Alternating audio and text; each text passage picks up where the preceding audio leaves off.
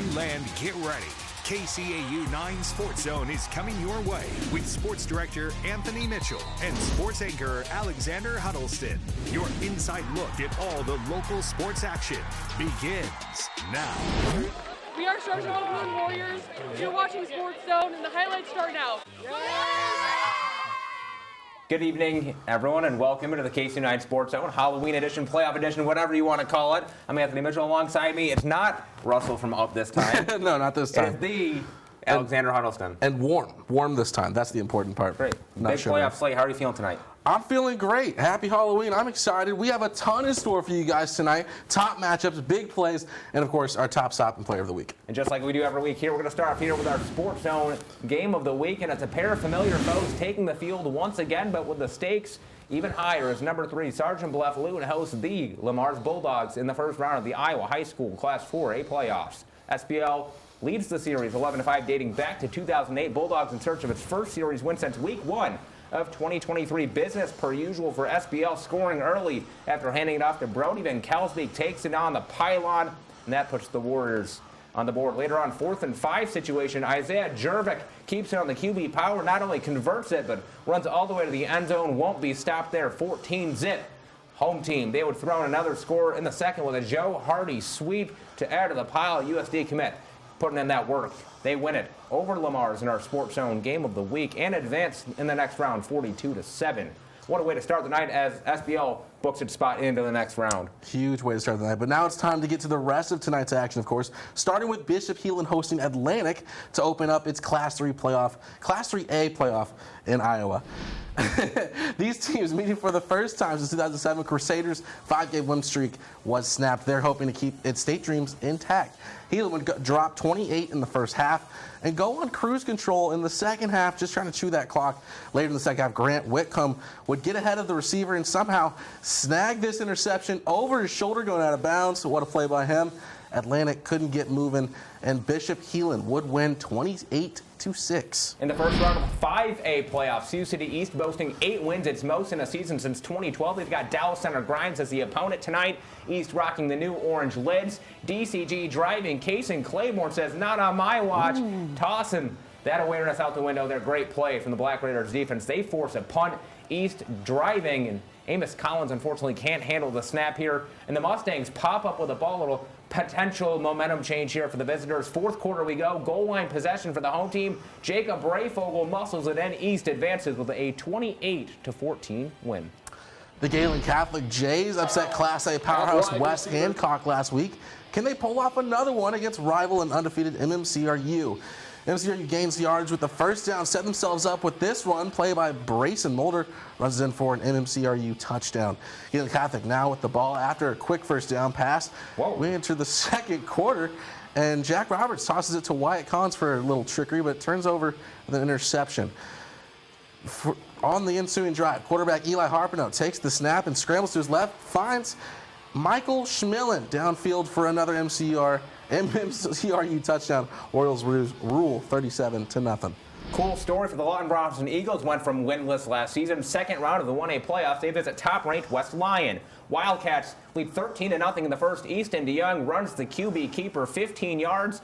Move those chains. West Lyon would then score to make it 20-0. Ensuing drive, DeYoung airs it out to find Jackson DeYoung in the end zone for another TD. West Lyon quickly goes up 27-zip. Wildcats roar to a 63-7 victory. Wow.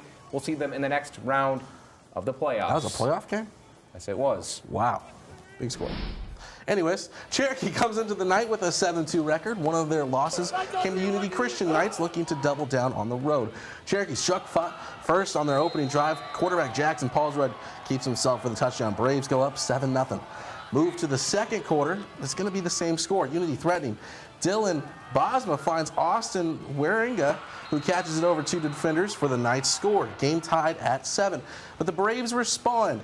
Paulsrud, I feel like we've heard his name several times before, would take this snap and score again to take the lead. Cherokee pulls away in the second half as they go on to win 40-14 over Unity Christian. More playoff action, more Class A action. Reigning SportsZone Player of the Week, Braylon Lopez and West Sioux hoping to get to the next round against Sibley Ocheyedan. Generals offense marches down the field. Hunter Kaufman says, "I've got your back." QB keeper 7-zip lead. How about that scoreboard? Sibley looking to have a 14-0 lead, but a handoff to Jackson Pedley gets stripped from Gavin Garrison, and the Falcons recover that play and cashing in here. Blake Wiggins steps back for a completed screen to Braylon Lopez.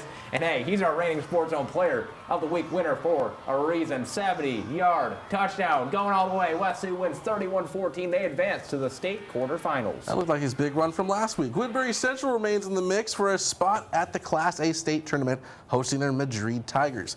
Neither team able to get on the board midway through the first. Quarterback Jackson Verschoor on the screen. Pass to Jaden Lloyd. He's dangerous in open space. Lloyd flips the field for a fresh set of downs. Now the drive ends empty, but it was a big night for the Wildcats defense. Cats come up with the hit and the fumble recovery. Grayson Lloyd again comes up with the ball. The undefeated season for WC continues, picking up their third shutout of the season in a 21-0 win.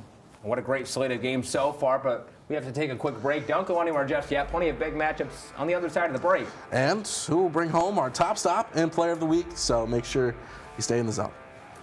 We're the Cherokee Rays cheerleaders. Don't change the channel. SportsZone will be right back.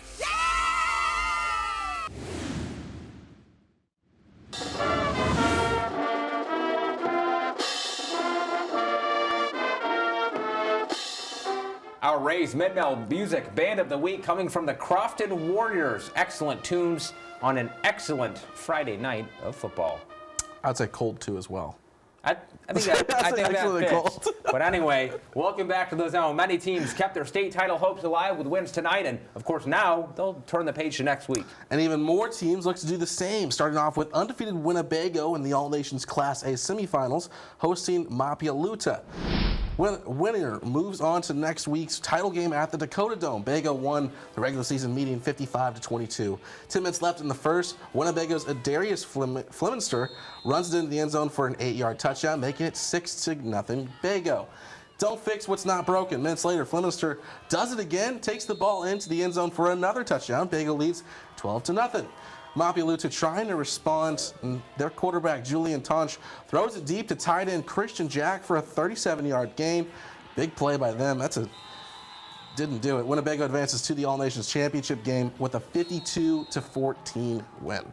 In Nebraska, time for round 2 of the Class D1 playoffs. Crofton scored 90 points in its win last week. They're hosting Johnson Brock in a battle of 7-2 teams. Opening possession for the Warriors, Tyson Jackson finds the hole up the middle, turns on the Jets. One play, 65-yard run. Crofton up 8-zip. Eagles looking to answer here on the road. And it's on third down. A little bit of a trickery play by quarterback Wyatt Fullen and sending that to a wide open Quentin Behrens.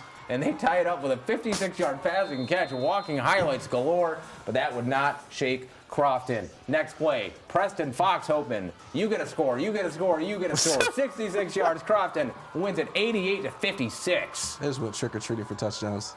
And in Class D2, 8-1 Wynot hosts 8-1 Mullen. Blue Devils offense averaging 52 points per game. Just before half, Blue Devils up by 16-7. Devin Brummer pitches it to Lane Himes, jukes one defender, and he has nothing but open grass to the house. 70-yard touchdown run to extend Wynot's lead. They would get the ball back again, and with only 3 seconds left on the clock, Brummer finds Cotner Cock, who makes a nice fingertip catch for a 17-yard score. Wynot would go to the half 37. Out of the break, Brummer cutting it back along the line. He outruns everyone for another Blue Devil score. Wynot takes down Mullen 64-13 in the final. A high-scoring game yet again. Let's see if we can keep it going here in Class D1. Wisner Pilger with a chance to knock off defending state champ Sandy Creek in the second round. Caden Schmidt chopping it up 13 yards for the score. And the Cougars go up 14-zip. The Gators looking to respond here. They use Blaine Beller for the quarterback sneak and fighting for the first down on fourth. And they're able to move the chains on that play. This one, all Sandy Creek, defeating the Gators 51-6. Now let's take a look at our SportsZone playoff scoreboard. Starting off in Iowa, some games in the Hawkeye State Class 3A first round playoff bracket. And that score right there, quite an upset here. Sioux Center, the number 5 seed, falls to Des Moines Christian 28-10. And of course, with that, It looks like Des Moines Christian will end up visiting Bishop Heelan in the next round, but disclaimer, that won't be official until tomorrow morning. Class 1A second round bracket play. Trainer comes out victorious against Hinton, 35-12. The Blackhawks end the year at 6-4. In a Nebraska Class C2 first round action, a big win by Cedar Catholic, 48-0. Trojans move to 10-0. They'll host the winner of Ord and Dompe and Trumbull on Friday. In the Class D1 second round, Stanton coming off a major upset win last week. They lost to Hemingford 50-26, a valiant effort there. Mustangs end the year at 4-6 overall. Our full slate of playoff scores can be on our website, and you know exactly where that is, SiouxlandProud.com. We've got to take another break, but don't go anywhere. We'll announce our awards, including Player of the Week honors, so make sure you stay in the zone. This is Braylon Lopez, SportsZone Player of the Week. This week's winner is coming up next. Welcome back to the Zone. It is finally time to hand out our weekly Top Stop and Player of the Week awards. Let's see who this week's winner is. And this week's winner, coming out of the state of Nebraska, specifically the Crofton Warriors. High-powered offense tonight from the Warriors, led by Tyson Jackson. Crofton product with a whopping 232 rushing yards and 5 touchdowns as the Warriors advance to the next round of the playoffs. Congrats, Tyson. Now, Alexander, top stop. Who we got? Our top stop goes to MMCRU's Wyatt Alish, who made this interception during an attempted flea flicker. That catch helping set up MMCRU for their victory over Galen Catholic, 37-0. Royals remain unbeaten as they head to the next round as well. And a fun fact, that 23 interceptions on the year for MMCRU, that leads the entire state regardless of class. Just a quick nugget there. Wow. So just quickly now, game of the week. Sergeant Bluff Lou, Lamar's thoughts.